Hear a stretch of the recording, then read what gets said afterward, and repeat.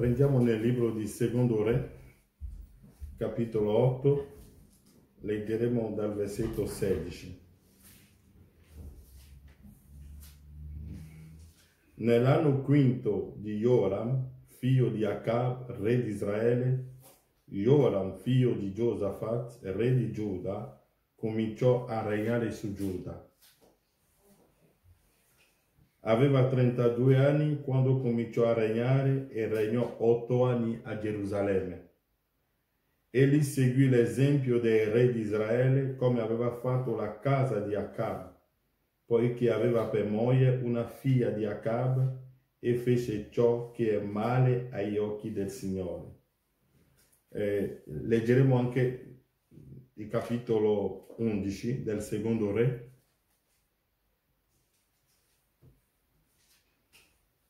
Capitolo 11 del Secondo Re capitolo 11, prendiamo dal primo versetto. Atalia, madre di Acascia, quando vide che suo figlio era morto, procedette a sterminare tutta la discendenza reale. Ma Joseba, figlia del re Joram, sorella di Acascia, prese Joas, figlio di Acascia, dal gruppo dei figli del re che stavano per essere uccisi e lo nascose con la sua baia nella camera dei letti, così sfuggì alle ricerche di Atalia e non fu messo a morte. Egli rimase nascosto con Joba per 6 anni nella casa del Signore, intanto Atalia regnava sul paese. Chi regnava nel paese? Atalia, la figlia di Jezabel, dopo che ha sterminato tutti. Il 7° anno, Joiada mandò a chiamare i capitani delle guardie del corpo dei soldati e li fece venire nella casa del Signore. Stabilì un patto con loro e fece giurare nella casa del Signore e mostrò loro il figlio del re. Che Dio vi benedica. Allora, andremo avanti come l'abbiamo fatto 2 giorni fa, mettendo la base per quanto riguarda l'insegnamento che stiamo facendo, perché avevo detto che prenderò un po' di tempo e toccheremo tanti punti in questi insegnamenti. E William Branham dice che quando voi iniziate un soggetto, talvolta ci porta dalla Genesi all'Apocalisse e poi torniamo e ritorniamo dentro, perché la Bibbia è un punto, è grande, sono i misteri profondi. E ricordatevi che William Branham dice nell'opuscolo, se trovo i titoli, nell'opuscolo La futura dimora, William Branham dice che quando usciamo del 7° giorno entriamo direttamente nell'eternità. Voglio leggerlo nell'opuscolo La dimora futura, dove William Branham dice qualcosa qui. Paragrafo 238. Lo possiamo leggere qui, paragrafo 238.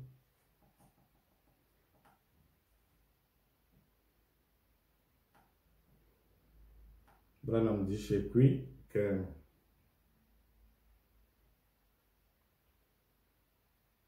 nella dimora futura, no, paragrafo 239, scusatevi. Ora, in Efesini 1:10 viene chiamato. Ora, se lo state annotando, Efesini 1:10 viene chiamato non una dispensazione, non il 7° giorno, viene chiamato il compimento del tempo. Comunque, quando voi prendete Efesini 1:10, la Bibbia lo chiama il compimento del tempo. Avevamo detto qui che l'eternità è un cerchio e Dio ha aperto un varco e che lui ha chiamato tempo. E abbiamo detto che abbiamo avuto il tempo di Noè, il tempo di Lot, il tempo di Abramo, abbiamo avuto le 7 epoche della Chiesa, abbiamo avuto le 70 settimane di Daniele, abbiamo avuto i tempi. Dio ha diviso il tempo in tempi E in quel tempo Dio voleva adempiere alcune cose, e quelle cose che Dio voleva adempiere l'ha notificato a dei uomini. E abbiamo avuto Mosè che era venuto sulla scena con una missione particolare. Noè è venuto perché lui, nel piano predestinato di Dio, lui doveva costruire l'arca. Mosè doveva attraversare il mare Rosso, portare Israele. Ogni tempo è stato affidato a un profeta.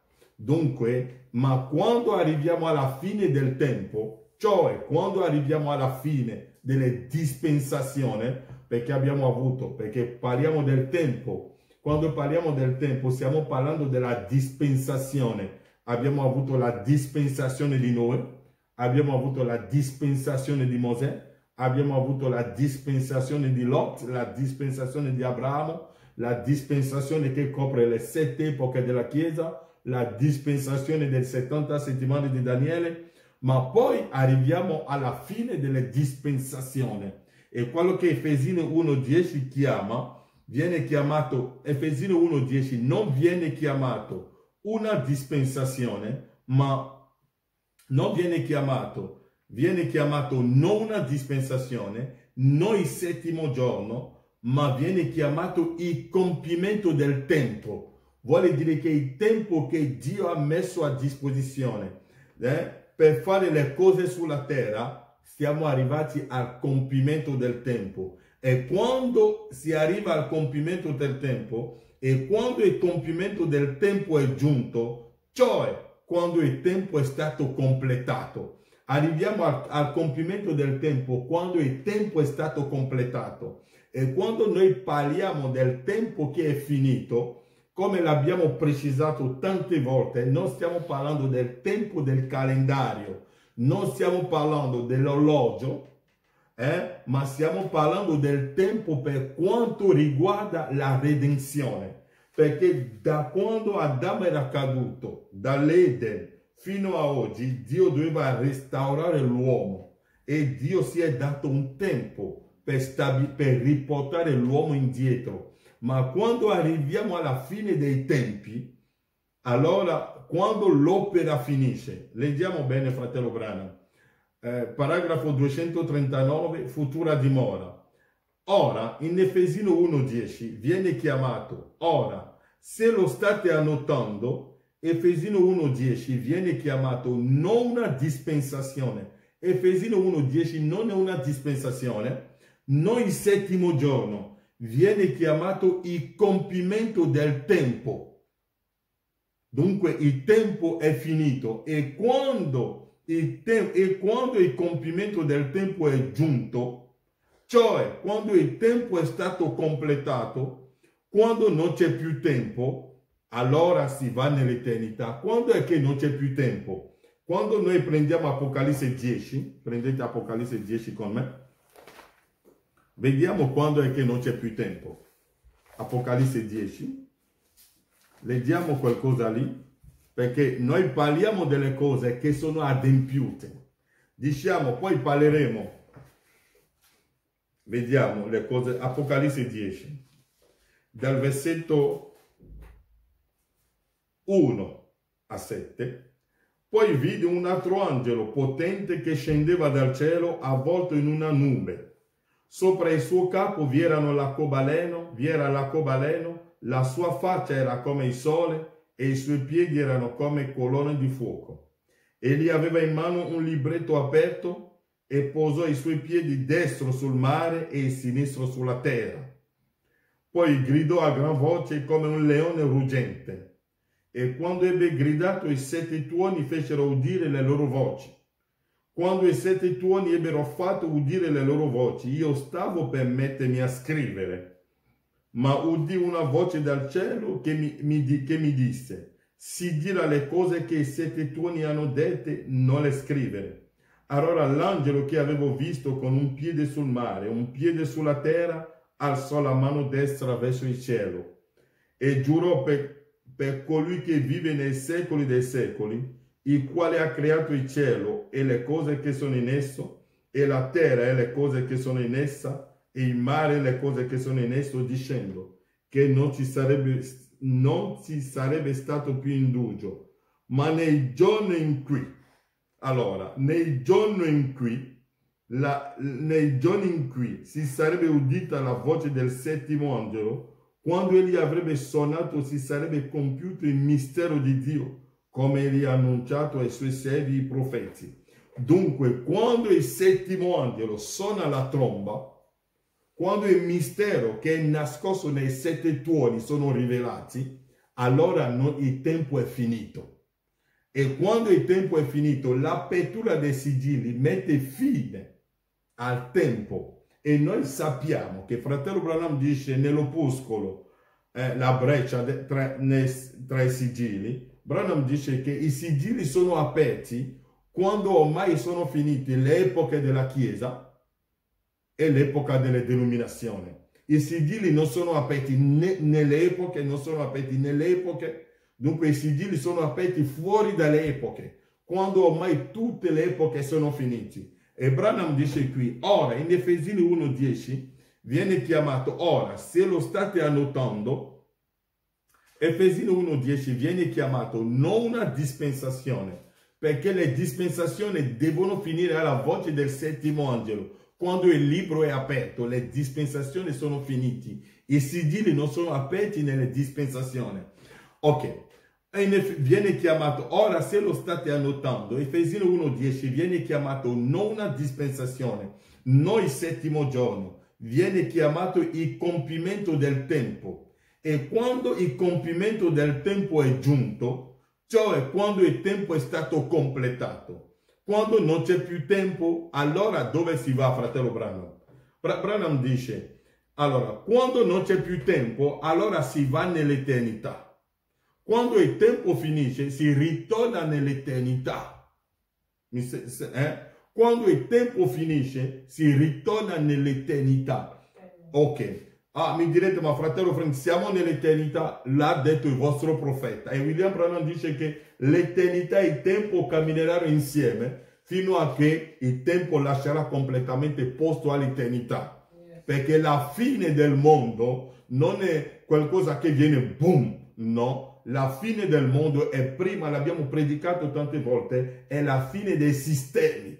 Quando i sistemi finiscono, allora Dio pure spasserà via la terra, ma Dio le sue cose le fa nella più grande semplicità. Perché William Branham dice, quando Dio annuncia qualcosa di grande, per esempio ha detto il giorno in cui verrò, dice quando verrà il Signore, chi potrà resistere al giorno della sua venuta? Egli sarà come un fuoco divorante. Ma quando Gesù era venuto, avete visto un fuoco divorante in Israele? Ma la gente lo toccava. Ma è un linguaggio profetico e bisogna capire quei principi spirituali. Ok? E Branham dice, lo voglio rileggere bene, ora in Efesini 1:10, ricordatevi, sto predicando sull'Amageddon e tutto questo entra in merito perché l'Amageddon è una guerra di scrittura. Non è io prendo una pistola per andare a sparare a qualcuno, no. È una guerra di scrittura, è una guerra scritturale. È scritto, nello stesso messaggio è scritto e anche scritto. Ok. Branham dice, ora in Efesini 1:10 viene chiamato, ora se lo state annotando, Efesini 1:10 viene chiamato non una dispensazione, non il settimo giorno, viene chiamato il compimento del tempo. E quando il compimento del tempo è giunto, cioè quando il tempo è stato completato, quando non c'è più tempo, allora si va nell'eternità. Dopo che la settima epoca della Chiesa è finita ed è finita, l'epoca di Lutero è finita, l'epoca metodista è finita, l'epoca pentecostale è finita. Che cosa dice fratello Branham? Branham dice, quando non c'è più tempo, allora si va nell'eternità. Dopo che la settima epoca della Chiesa è finita ed è finita, l'epoca di Lutero è finita, l'epoca metodista è finita, l'epoca pentecostale è finita e adesso si va in che cosa? Eternità, non più 7, non più 3, non più altro. Essi sono nell'eternità dove non c'è tale Non c'è tale tempo come numeri e tempi e cose del genere. Amen. Ormai lo capite ora? Dunque, allora, quando vediamo tutto questo, quando il tempo è stato completato, allora i misteri di Dio sono rivelati. E abbiamo detto martedì, se mi ricordo bene, che Dio, abbiamo visto che qualcosa è successo in Israele. E tutte queste cose qua le stiamo vivendo oggi, perché William Branham dice che Dio non ha mai cambiato il suo piano. Quello che Dio ha fatto ieri lo fa ugualmente oggi. Ma l'uomo non riesce a vedere il piano di Dio, perché l'uomo immagina Dio talmente grande che li immagina nelle grandi cose. E i re magi hanno avuto lo stesso problema. Quando hanno visto la stella, che la stella stava oltrepassando Gerusalemme, la grande città, hanno detto, ma scusate, se il Messia doveva nascere sulla terra, non doveva essere a Gerusalemme, come mai la stella sta passando oltre Gerusalemme? Loro pensavano, perché la mente umana non riesce a afferrare le cose di Dio. E William Branham dice che tutto quello che Dio annuncia di grande, quando avviene, l'uomo lo manca, perché la cosa è annunciata in grande. Quando verrà il precursore, le montagne salteranno, gli alberi applaudiranno, ma è arrivato il precursore. Le montagne non hanno mai saltato. William Branham dice, Dio annuncia le cose in grande, ma quando lo fa nella semplicità e passa al di sopra e al di sotto dei sapienti. Ma c'entra in pieno i figli di Dio che sono predestinati per vederlo. Ok, allora abbiamo visto che questo re, qualcosa è successo in Israele, perché l'uomo cerca sempre Dio nelle grandi cose. Abbiamo visto che, e l'abbiamo letto l'altra volta, che questo re, questo ragazzo, ha sposato la figlia di Jezabel, nel libro di Secondo Re. Ha sposato la figlia di Jezabel e l'ha portato nel regno di Giuda. E quando abbiamo stabilito la cosa, abbiamo visto che dopo la morte di Salomone, il regno è stato suddiviso in due, perché il figlio di Salomone, che si chiamava Roboamo, dopo ha capito il mistero e ha detto, qui non c'è da negoziare con nessuno, non facciamo amicizia con nessuno, non facciamo una falsa fratellanza o una falsa comunione. Allora ha voluto stabilire subito le regole con i tribù. Ha detto, ok, voi dovete fare come dico io, se mio padre vi ha trattato così, io vi tratterò duramente. E questo ha portato sì che il regno è stato diviso in due. E dall'altra parte l'altro pastore che ha avuto 10 tribù, che aveva più membri, ha paura che se i suoi membri riescono ad ascoltare il pastore Roboamo, ritorneranno da lui, perché Roboamo ha la parola. William Branham dice, quando voi cominciate a avere paura di un uomo, c'è qualcosa che non va. Allora, lui ha detto, non andate più là. E che cosa ha fatto? Ha stabilito la sua chiesa, ha stabilito il suo regno, la sua adorazione per questo popolo. Ma qualcosa è successo. Questo re, il re di Giuda, non doveva avere comunione con il re di Israele. Dio non lo vuole. E abbiamo visto che quando Giosafat l'ha fatto, Dio l'ha rimproverato tramite un profeta. Lui ha detto, quello che hai fatto non sono d'accordo con te, non dovevi farlo. Ma dopo la morte di Giosafat, il suo figlio, che è uscito dai suoi lombi, che cosa ha fatto? È andato a sposare la figlia di Jezabel. E la Bibbia dice che il figlio aveva 32 anni, il figlio di Giosafat aveva 32 anni quando cominciò a regnare e regnò 8 anni a Gerusalemme. Egli seguì l'esempio dei re di Israele. Invece di seguire l'esempio della casa di Giuda, ha seguito l'esempio del re di Israele. In Israele si adorava Baal. In Israele si adorava aveva la religione di Jezabel. Jezabel ha distrutto la parola di Dio, ha portato il suo veleno. Dunque quel veleno cattolico romano l'ha portato nel regno di Giuda.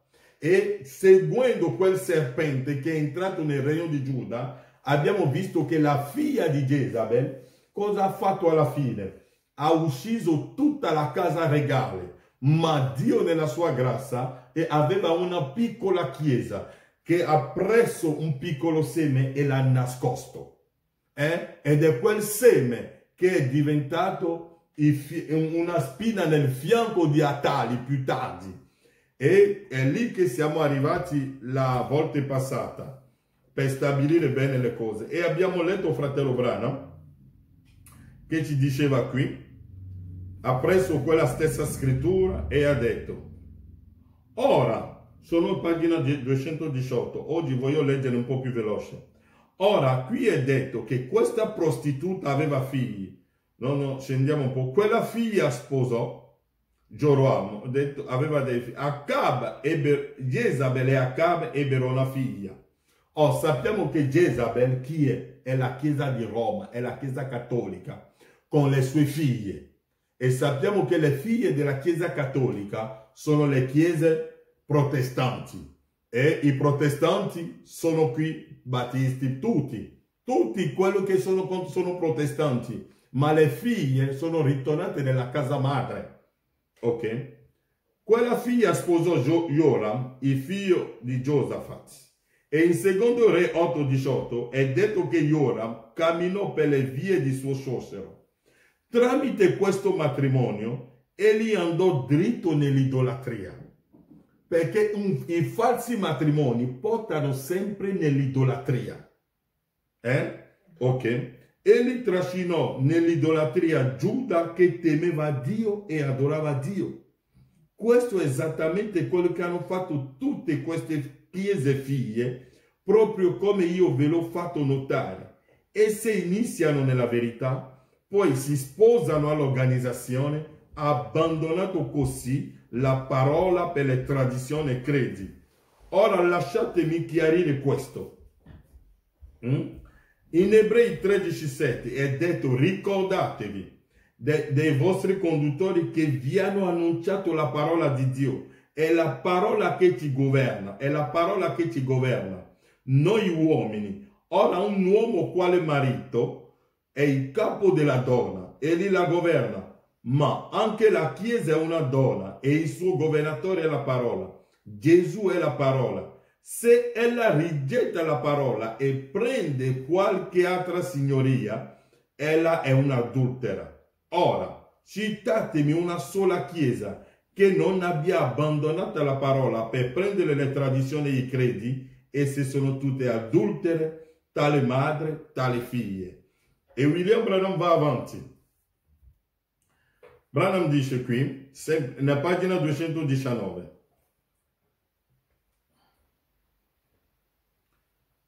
Ok, nello stesso attimo in cui la morte spirituale entrò, scusatemi, così Jezabel sposò la sua figlia a Joram.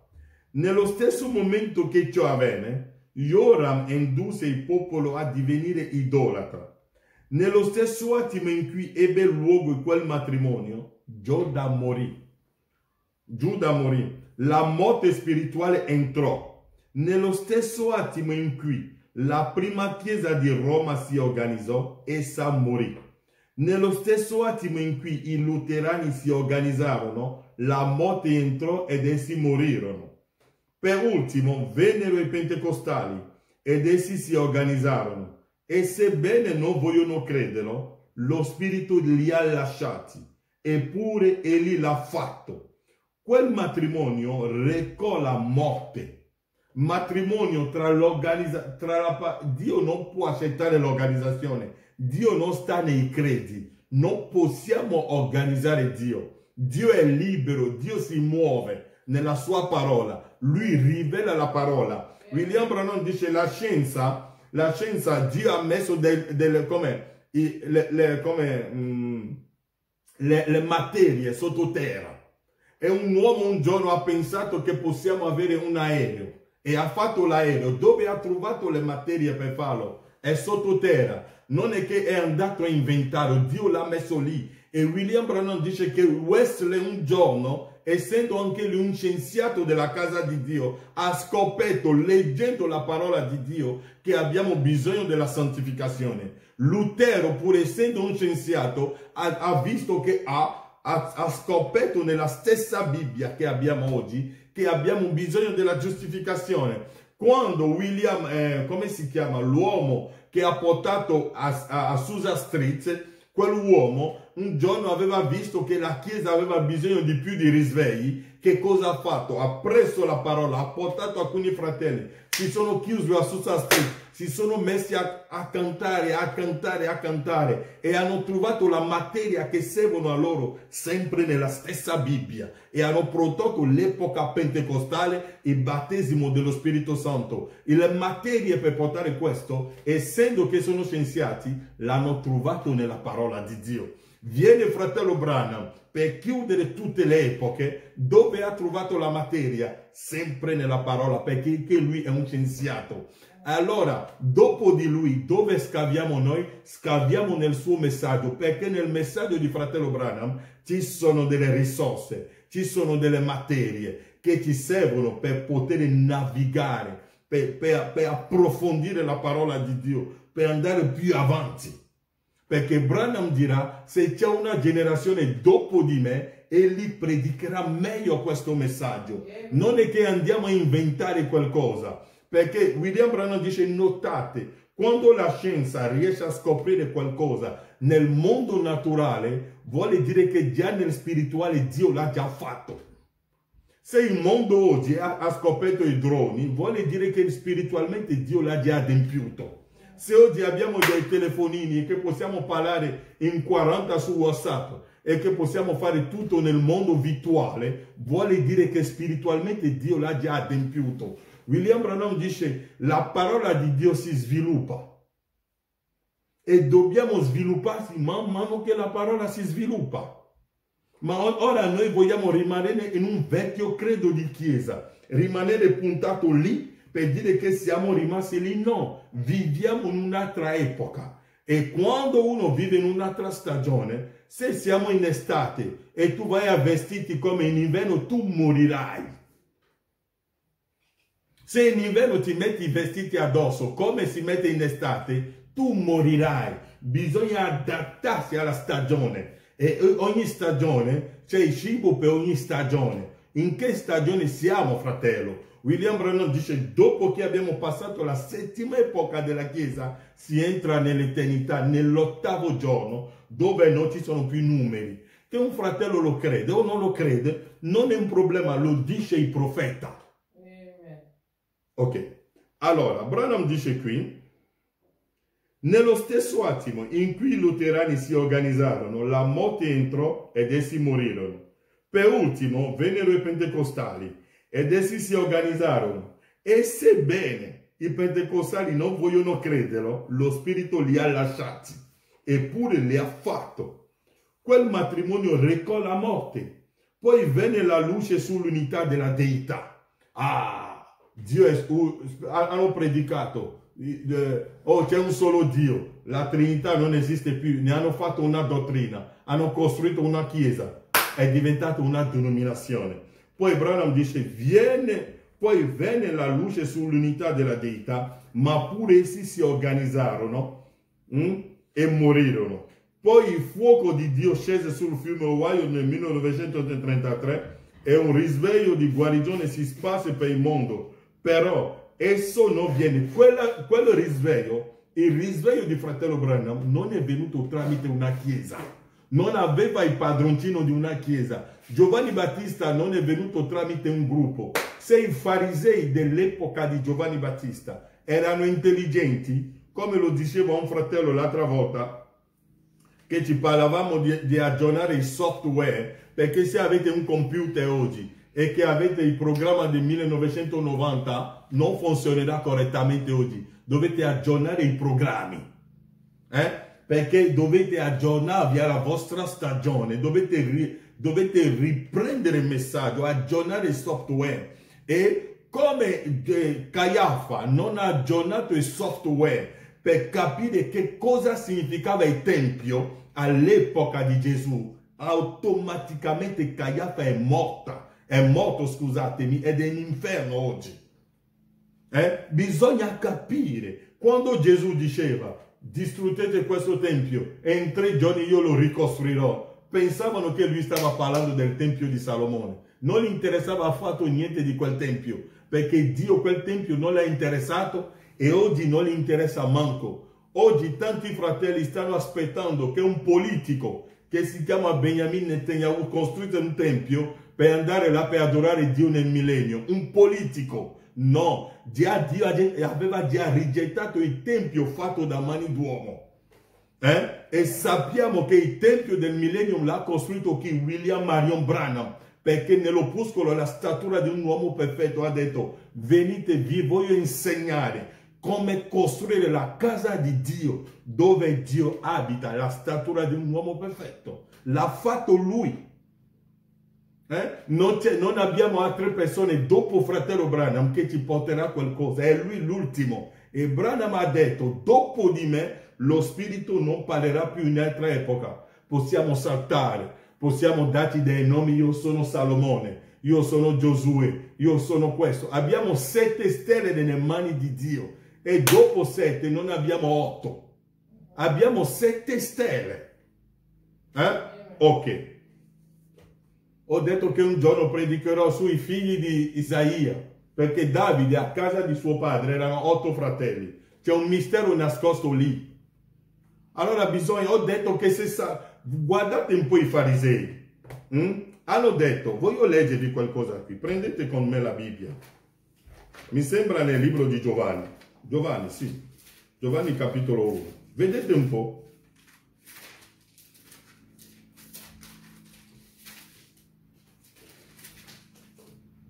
Quando i farisei hanno mandato la loro ambasciata,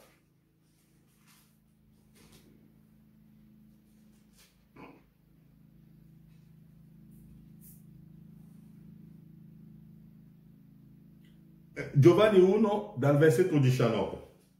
Questa è la testimonianza di Giovanni.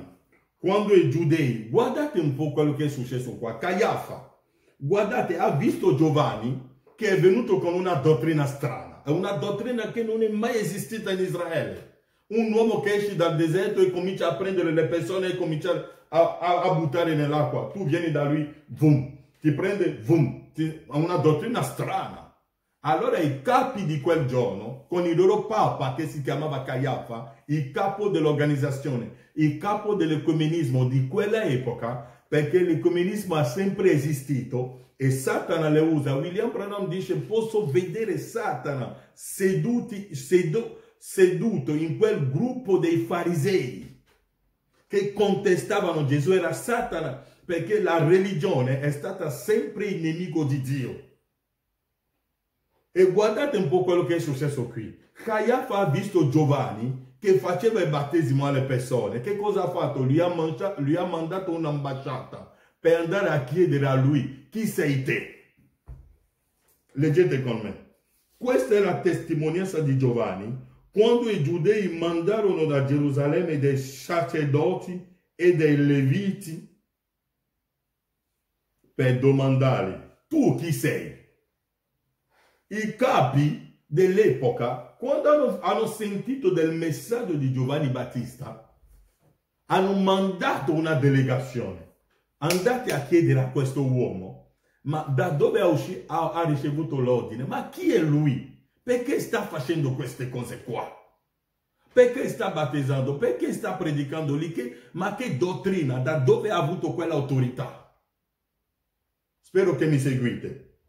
Allora, questa è la testimonianza di Giovanni. Quando i giudei mandarono da Gerusalemme dei sacerdoti e dei leviti, hanno mandato sacerdoti e leviti, dunque sacrificatori, dei predicatori. Caiafa è rimasto sul suo trono e ha mandato dei leviti per venire da Giovanni Battista per chiedere a lui, ma tu chi sei? Che cosa fai qui? Perché hai questa dottrina strana? Perché stai battezzando le persone? Questa è la testimonianza di Giovanni quando i giudei mandarono da Gerusalemme dei sacerdoti e dei leviti per domandargli: tu chi sei? Egli confessò e non negò.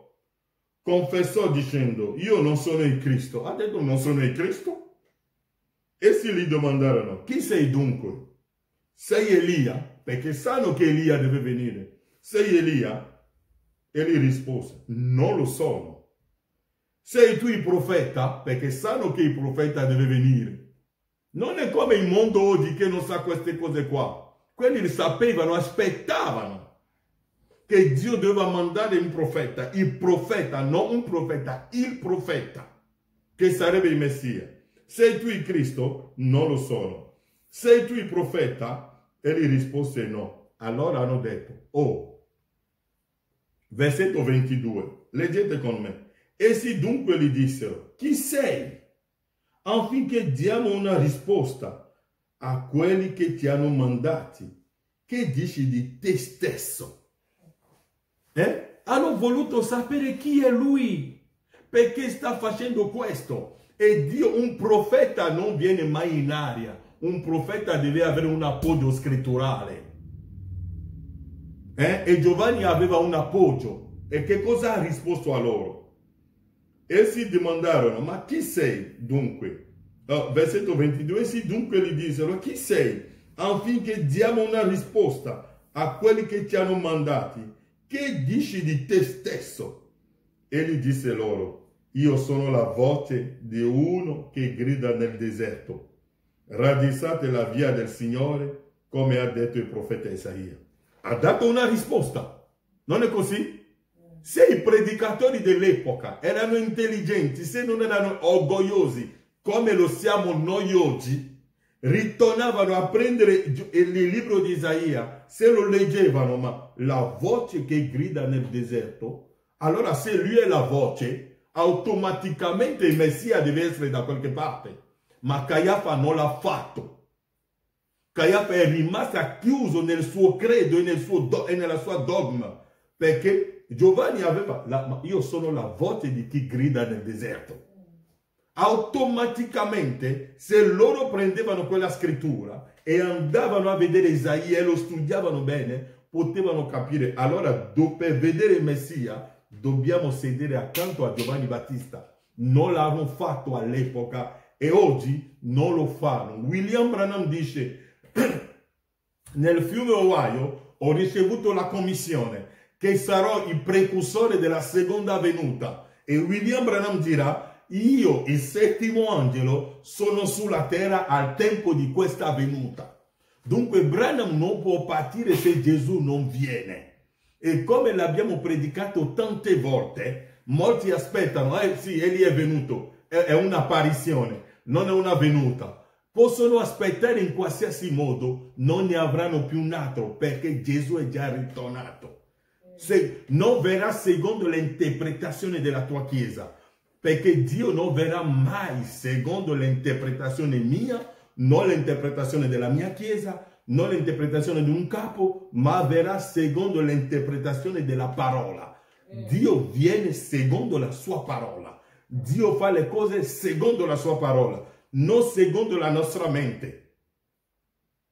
Allora, i farisei all'epoca non l'hanno fatto e oggi viviamo nella stessa stagione. Branham Elia è venuto, se n'è andato, aspettiamo sempre Gesù. Aspettiamo sempre Gesù. Gesù verrà. Gesù verrà. Egli verrà. Egli verrà a portarci nel rapimento. Egli verrà. Gli angeli un giorno andranno al cimitero e apriranno le tombe e usciremo da... Branham dice: voglio leggere qualcosa qui.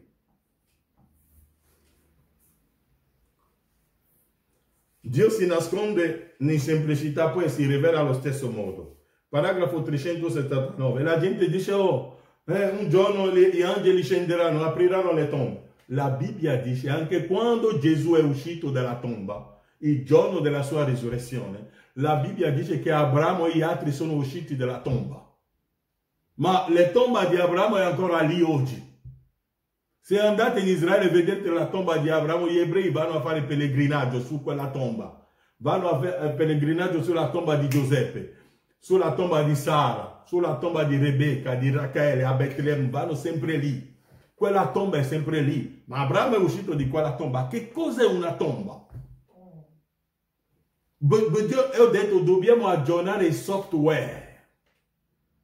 Perché William Branham dice che Gesù Cristo ha adempiuto l'Antico Testamento. Gesù Cristo è il positivo dell'Antico Testamento. E automaticamente Cristo diventa l'ombra della tomba. Tanto per cominciare, William Branham dice, oggi, ok, un giorno parleremo di Enoch, perché tutti dicono Enoch è volato via, e lì è volato via. Parleremo di loro per vedere come hanno volato via. E le tombe, dice, e quando si dice, paragrafo 369, e quando si dice le tombe si apriranno, come faranno le tombe ad aprirsi? Dice fratello Branham. Perché la tomba di Abramo è sempre lì, ma Abramo non è nella tomba, fratello. Ma se andate in Israele, se i scienziati vanno lì oggi e prendono la polvere e fanno una ricerca approfondita, troveranno ancora i DNA o come si chiamano di Abramo lì dentro. Perché le sue ossa sono diventate povere lì dentro. Perché non è quello che Dio va a prendere. Dio prende la parte spirituale, il vero uomo. E l'uomo che Dio prende è l'uomo di Genesi 1, la nuvola bianca. Ah, e quando si dice le tombe si apriranno, come faranno le tombe ad aprirsi? O quando, Branham dice, e quando, sto prendendo Dio si nasconde in semplicità e poi si rivela nello stesso modo. Paragrafo 379. E quando si dice le tombe si apriranno, come faranno le tombe ad aprirsi? Quando io non ho tempo per arrivare in questo. Quello che volevo, devo prendere questo, vedete, per mostrarvi la semplicità di Dio.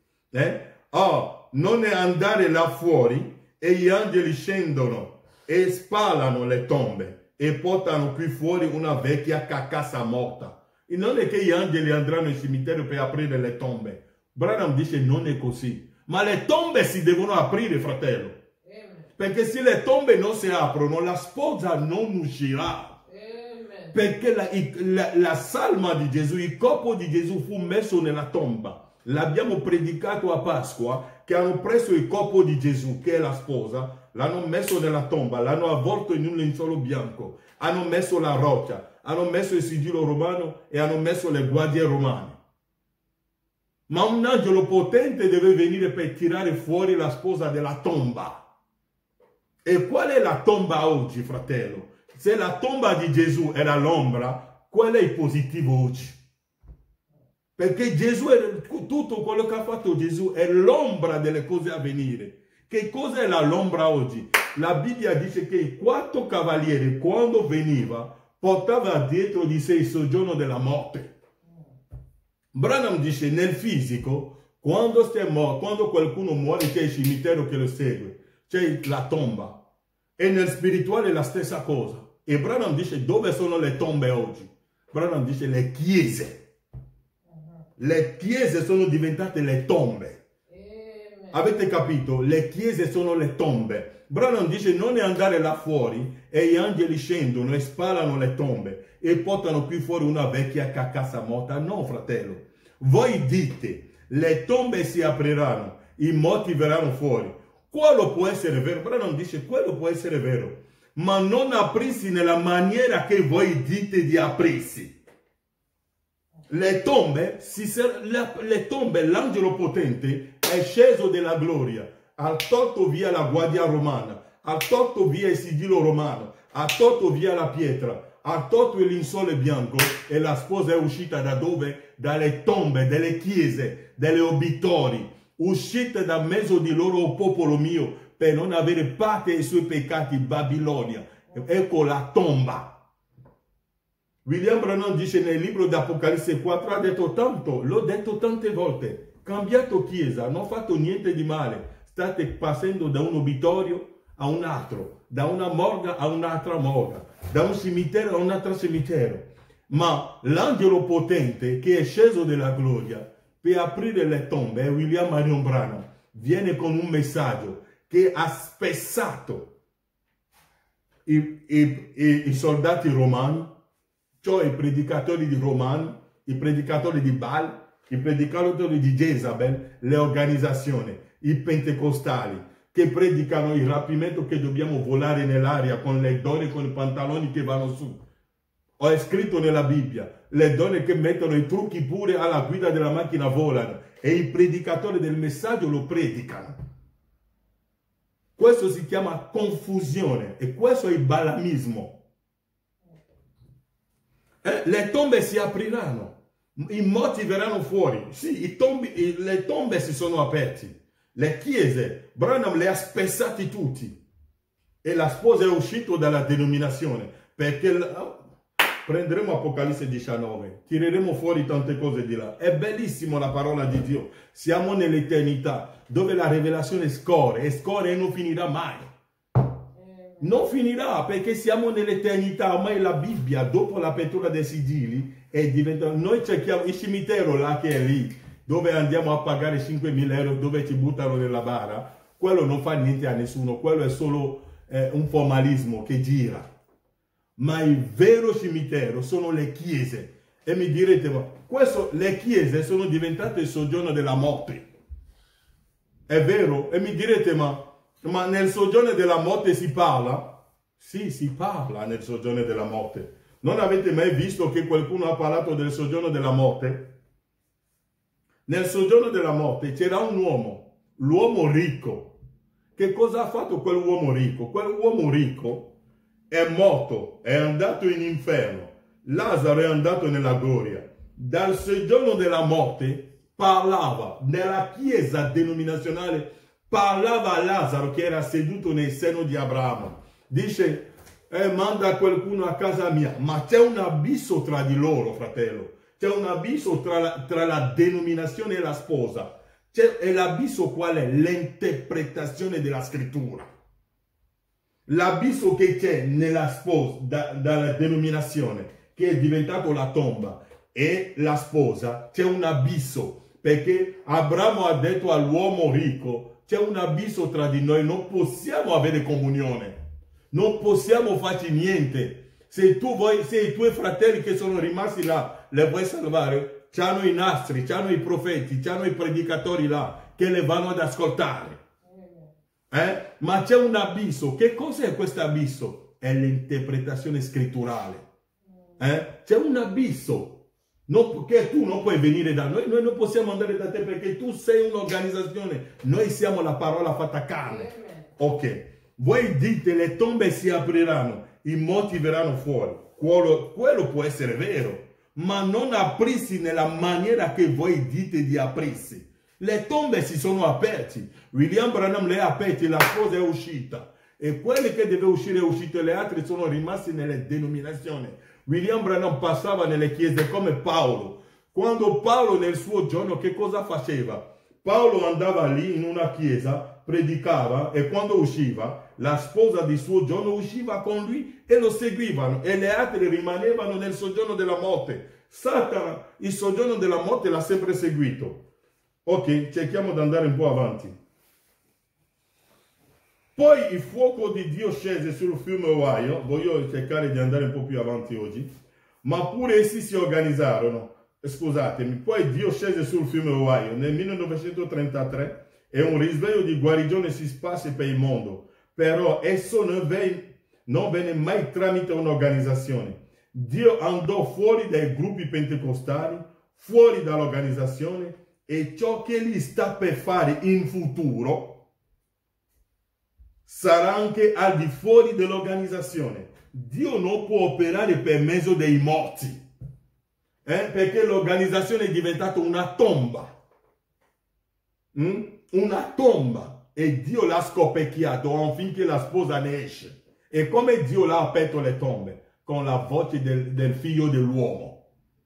Perché Gesù ha detto arriverà un giorno in cui i viventi e i morti ascolteranno la voce del figlio dell'uomo. È la voce del figlio dell'uomo che dà la resurrezione. E usciamo dalle tombe e vediamo chiaro la parola di Dio in modo che l'organizzazione non può più governarsi, ma siamo liberi.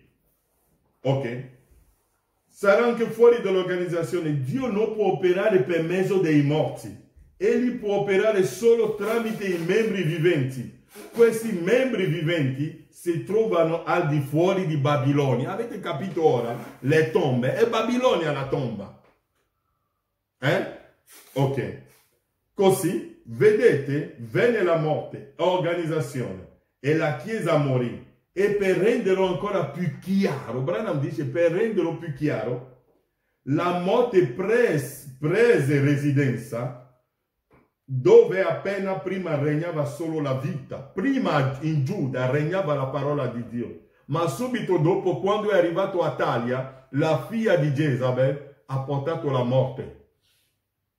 E false unioni, le false unioni, le false cose, le false unioni, i falsi matrimoni, ok? Come la Eva originale recò la morte all'umanità, così ora l'organizzazione ha portato la morte, poiché l'organizzazione è il prodotto di due corruttori, Nicolaismo e Balamismo, propagati tramite la profetessa Jezabel. Ora, Eva, che è stato il prima a essere corrotto, Branham che cosa dice di Eva? Ora, Eva avrebbe dovuto essere bruciata insieme al serpente a causa del loro terribile misfatto. Eva doveva essere bruciata perché ha rinnegato la parola, ha commesso l'adulterio, ha fatto un'unione falsa, ma Dio ha detto doveva essere bruciata. Eva doveva essere bruciata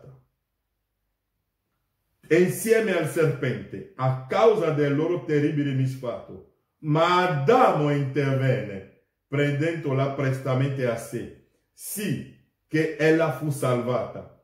Ma quando questa religione satanica compirà il suo pieno corso nelle epoche, quando Satana avrà finito di compiere le sue... Perché Satana dove lavora? L'abbiamo letto nell'epoca di Efeso. Branham dice che la Chiesa, invece di essere portatore di Dio, ha cominciato a portare che cosa? Le profondità di Satana.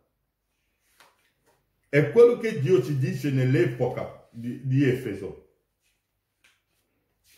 Nell'epoca di Efeso, qui, William Branham dice: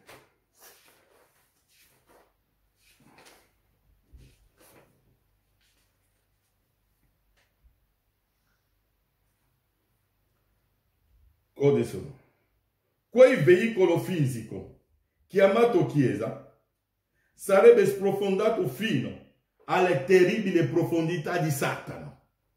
Dunque la Chiesa oggi porta la profondità di Satana. È diventato una tomba dove c'è il sigillo che il corpo di Cristo fu messo nella tomba. Hanno messo i predicatori: rimanete là, non dovete uscire, è lì che dovete rimanere. Crede, il pastore ha detto, il mio sposo è il mio pastore, questo è il mio pastore. Ma William Branham dice: quando tu riesci a alzare un po' la testa e tu vedi più di lui, la porta è lì, vai via. Perché la libertà è stata proclamata tramite la voce del settimo angelo, la rivelazione perfetta della parola. Ok?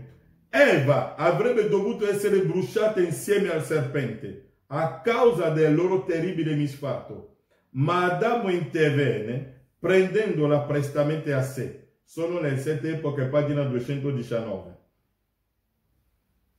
Sì che ella fu salvata, ma quando questa religione satanica compirà il suo pieno corso delle epoche, non ci sarà nessuno che interverrà ed ella sarà bruciata insieme al suo sedutore, poiché la meretrice e le sue figlie e l'anticristo e Satana troveranno tutti il loro posto nello stagno di fuoco. E poi parleremo che cos'è lo stagno di fuoco, fratelli.